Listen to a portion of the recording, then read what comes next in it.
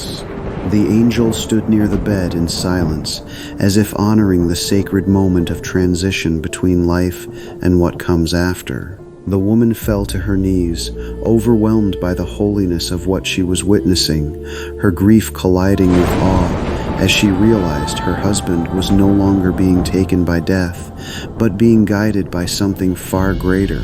As the angel gently prepared to lead his soul away, the woman reached out one last time, her voice breaking as she cried into the silence, "Please don't leave me." But her words now, in that final moment of vision, she understood something that pierced her soul deeply. He had not been lost, but received, and though she was left standing in her earthly grief, she now carried the weight of a promise she could not yet see fulfilled, but one that would begin to reshape her entire journey forward. My daughter, I have seen every tear you have cried in the silence of your room, and I have collected each one. The loss you carry is heavy, and I have not ignored your pain. Your husband's departure did not escape my sight, nor did it slip beyond my care. I am near to the broken-hearted, even when you feel alone in a crowded world. Do not believe the lie that your story ended in that moment of loss, because I am still writing it with you. I am calling you to heal, not to rush your sorrow away, but to let me walk with you through it. You do not have to carry. Invisible chains seemed to wrap around her wrists and ankles, not physically visible to others, but completely real in the way they slowed her steps and pulled at her spirit. Each chain represented something God had spoken about: old bitterness she refused to forgive, emotional attachments that held her back, pride she used to protect her pain, and fear of fully surrendering her life.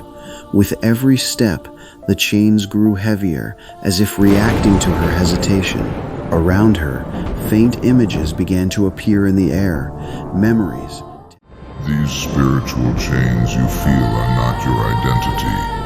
They are burdens you were never meant to carry alone. I am calling you now, not with condemnation, but with love that reaches deeper than your past and stronger than your pain. Come close to me, and let me show you what freedom truly is. You have tried to break free in your own strength, yet every effort has left you feelings. I am inviting you into a new way of living, one where you are no longer led by what hurts you, but by what heals you. Surrender is not weakness. It is trust in the one who sees the end from the beginning. Release the old patterns, the old thinking, the old dependencies that have kept your heart stuck in places I already delivered you from. Follow me, and I will teach you a better way. Yet it carried a weight of something spiritual, as if the very air was alive with divine awareness. Below her stretched valleys, still covered in shadow, representing everything she had come out of: grief, confusion, surrender, and transformation. Above her, the sky slowly turned from darkness into gold, as if heaven itself was responding to her presence. She stood there trembling, not from cold, stepping forward with courage, faith standing firm in silence, and surrender laying everything down without resistance. Yet this path was not easy. It was steep in places, surrounded by winds of testing, and marked by moments where walking forward required letting go of what felt familiar. Still, there was a presence on it, a holy stillness, as if God Himself was near every step, even when nothing around it made sense to the natural eye. The woman stood between both paths, trembling as the weight of choice pressed upon her soul.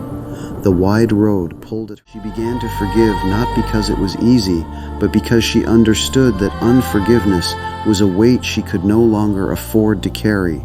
Acts of kindness started flowing from her life in unexpected ways, helping others, encouraging those who were grieving, and speaking words of hope where she once felt empty herself. Even in her pain, something new was forming inside her, a strength that did not come from her past, but from her growing relationship with God. And though she still missed her husband, With you, Do you see how I never left you, even in the moments you thought you were walking alone? You surrendered your life to me, and I took every broken piece, every uncertain step, every tear you thought I ignored, and I used it to shape something steady in you. You are not who you used to be, and that transformation is evidence of my faithfulness working within you. There were seasons when endurance was your only language. You pressed forward when it was difficult. You obeyed when it was uncomfortable, and you trusted me when answers were not immediate.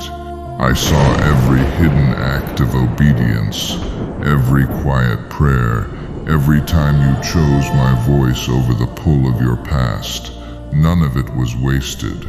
I have been building you through it all, strengthening what once was fragile and anchoring what once was uncertain.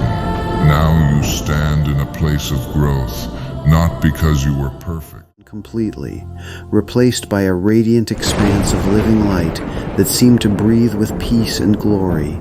The woman looked around in awe as the vastness of heaven unfolded before her, endless skies of gold and white brilliance, rivers of light flowing like crystal fire, and a beauty that felt both overwhelming and deeply familiar, as if her soul had always known this place. Every step forward felt weightless, as though time, sorrow, and distance no longer existed.